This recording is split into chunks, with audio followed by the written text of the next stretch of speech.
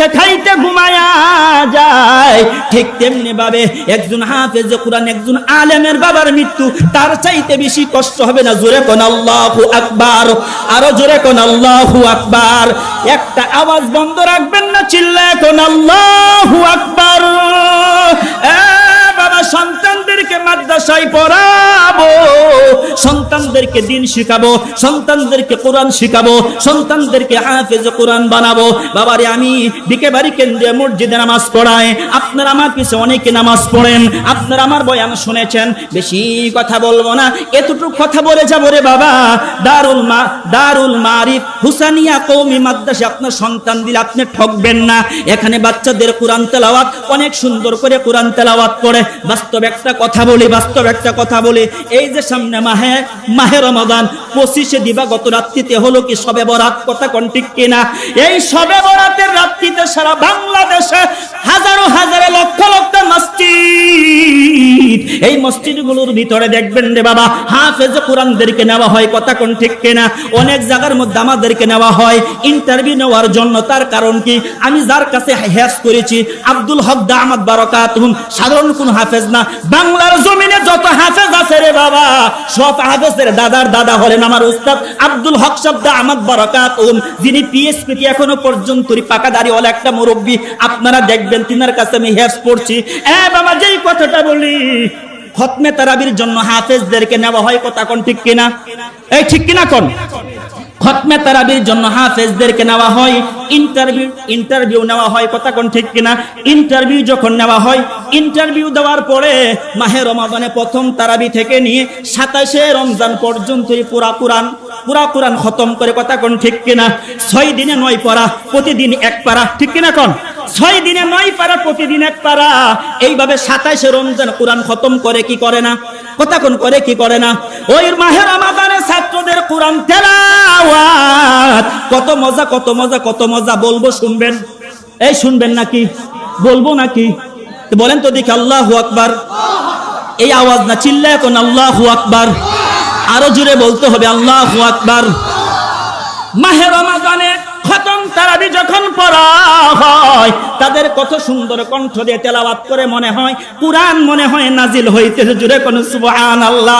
খতম তারাবির মধ্যে যখন হাফেজ কোরআনটা কোরআনের মধ্যে টান মারে গো, তাদের টানগুলোর মধ্যে অনেকের চক্ষু দিয়ে টপ টপ টপ টপ করে পানি পড়ে। কারণটা কি? পৃথিবীতে যত কিতাব আছে সকল কিতাব চলে গেছে, কিন্তু একখানা কিতাব আমার আল্লাহ রাখছে, এটা জীবন্ত কোরআন। জীবন্ত কোরআন, তার নাম হলো কোরআন। এই কোরআনের মধ্যে আছে সকল কিছু সমাধান। চিল্লায় এখন আল্লাহু আকবার। মাহে রমাদান মাসে হাফেজ কোরআনটা তেলাওয়াত করে, একটু মনোযোগ দিয়ে শুনবেন। যারা মাহফিল আইছেন ওরা ঠকবে, ওরা মনতেছে, ওরা ভাবতেছে হুজুরে মাইক দিয়ে ওয়াজ করতেছে, আমরা তো দোকানতে বইসা, রাস্তায় বইসা, ঘাটে বইসা, হাটে বইসা, চাষটলে বইসা ওয়াজ শুনতেছে, ফায়দা হবে, গুড়ার ডিম হবে, গুড়ার ডিম হবে। বেটা, আমি গাজীপুর থেকে কালকে চলে যাব কুয়াকাটা। ওই কুয়াকাটা নদীর পারে, বৈরব সাগরের পারে বইসা পড়ায়, ওই জায়গার মধ্যে বয়ান করব। আবার ওইখান থেকে বয়ান শেষ করার পরে চরমনা সাইডে বয়ান করব।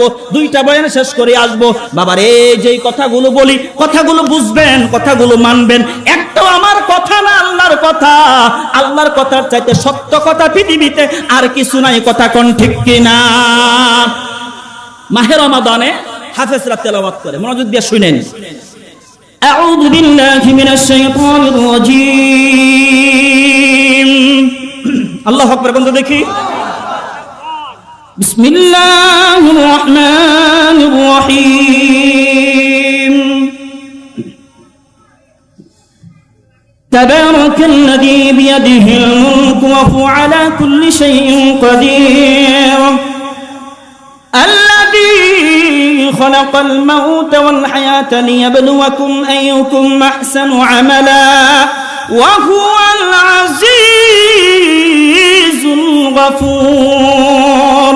الذي خلق 7 سماوات طباقا ما ترى في خلق الرحمن من تفاوت فارجع البصر هل ترى من فطور ثم ارجع البصر كرتين ينقلب إليك البصر خاسئا وهو حسير ওয়ালাকাদ সায়্যানা السماء الدنيا بمصابيح وجعلناها رجوما للشياطين وأعتدنا لهم عذاب السعير وللذين كفروا بربهم عذاب جهنم وبئس المصير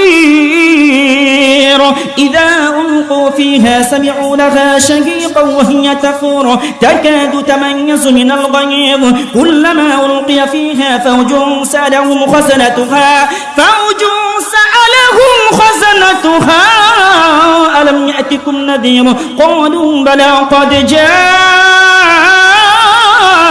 نذير فكذبنا وقلنا ما نزل الله من شيء إن أنتم إلا في ضلال كبير مرحبا كون সারা রাত খালি মোবাইল নিয়ে চাকা নাকা দেখি আর খালি কথা কোন ঠিক কিনা কথা কোন না কেন সারা রাত উল্টা পাল্টা করি আর সময় এদিক সেদিক কাটা আমাদের বিছনা কেমন থাকে বিছনা দূরের কথা লঙ্গি কইতা হয় এটারে খুঁজতা হয় না কথা কোন না কেন ঠিক কিনা কর লঙ্গি যে কইতা হয় গো ওটাই কইতাম না আবার বিছনা ফজর আজান দে খুঁজি পানা কি পানা কথা কোনা কি পানা খুঁজি কইতে আজান দিছে টিয়ারি নাই খুঁজ নাই তা এমন ঘুমাইছে আচ্ছা কোন ঘুমাইতো না সারা রাত মোবাইল দেখতে দেখতে রাত 3টার সময় হইছে এর ঘুম ভাঙবো কথা কোন এর ঘুম ভাঙবো অথচ সারা দিক দিয়ে আজান হচ্ছে